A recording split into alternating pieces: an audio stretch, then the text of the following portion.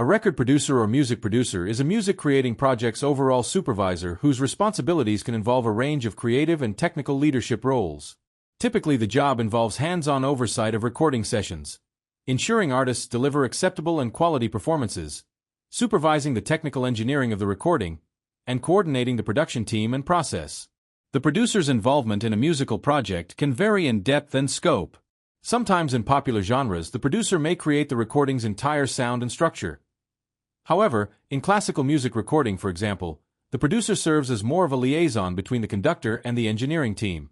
The role is often likened to that of a film director, though there are important differences.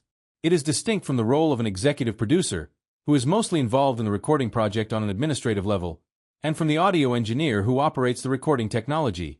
Varying by project, the producer may or may not choose all of the artists. 3. If employing only synthesized or sampled instrumentation, the producer may be the sole artist.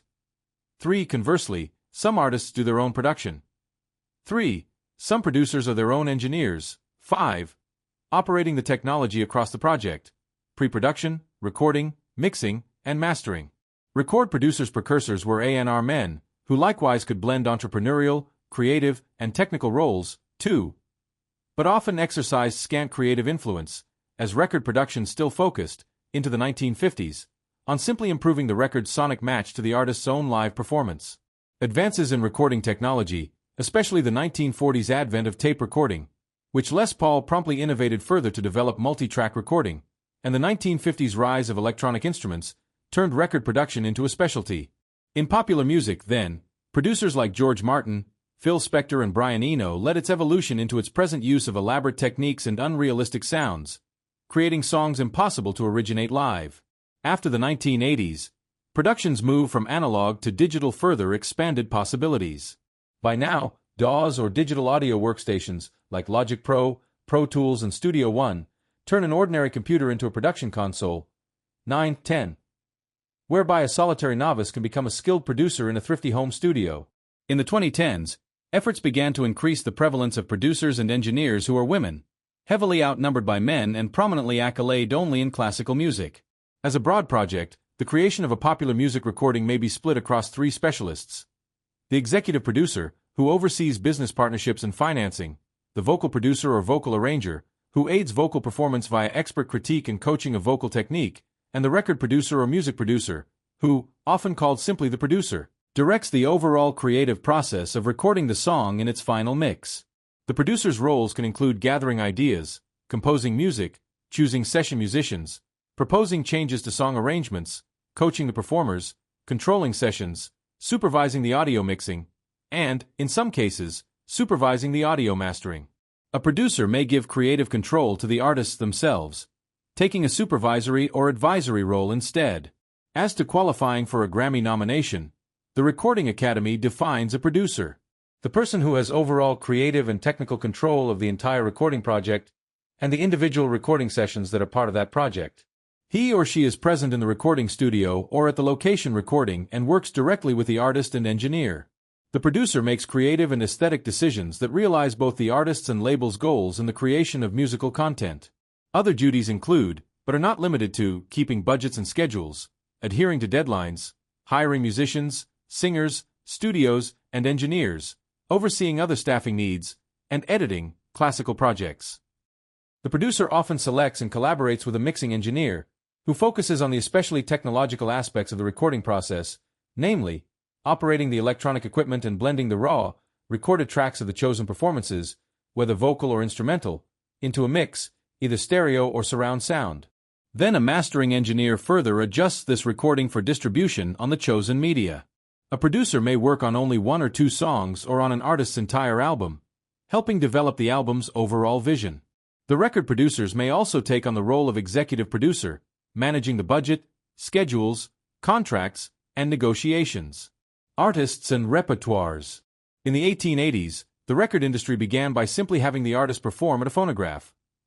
14 In 1924, the trade journal Talking Machine World, covering the phonography and record industry, reported that Eddie King, Victor Records manager of the New York Artist and Repertoire Department, had planned a set of recordings in Los Angeles. 15 later, folklorist Archie Green called this perhaps the earliest printed use of A&R man. 15. Actually, it says neither A&R man, nor even A&R, an initialism perhaps coined by Billboard magazine in 1946, and entering wide use in the late 1940s. 15. In the 1920s and 1930s, A&R executives, like Ben Selvin at Columbia Records, Nathaniel Shilkret at Victor Records, and Bob Herring at Brunswick Records became the precursors of record producers, supervising recording and often leading session orchestras. 6. During the 1941s, major record labels increasingly opened official A&R departments, whose roles included supervision of recording. 15. Meanwhile, independent recording studios opened, helping originate record producer as a specialty. Citation. Needed. But despite a tradition of some A&R men writing music, record production still referred to just the manufacturing of record discs. 6. Record producers. After World War II, pioneering A&R managers who transitioned influentially to record production is now understood, while sometimes owning independent labels, include J. Mayo Williams and John Hammond. 6. Upon moving from Columbia Records to Mercury Records, Hammond appointed Mitch Miller to lead Mercury's popular recordings in New York. 6. Miller then produced country pop crossover hits by Patti Page and by Frankie Laine, moved from Mercury to Columbia, and became a leading A&R man of the 1950s. 6. During the decade, A&R executives increasingly directed songs' sonic signatures, although many still simply teamed singers with musicians, while yet others exercised virtually no creative influence. 6. The term record producer in its current meaning, the creative director of song production, appearing in a 1953 issue of Billboard magazine, became widespread in the 1960s. 6. Still, a formal distinction was elusive for some time more. 6. A&R managers might still be creative directors, like William Mickey Stevenson, hired by Berry Gordy, at the Motown record label. 16. Tape recording. In 1947, the American market gained audio recording onto magnetic tape. 17. At the record industry's 1880s dawn, rather, recording was done by phonograph, etching the sonic waveform vertically into a cylinder. 18. By the 1930s, a gramophone etched it laterally across a disc. 19. Constrained in tonal range.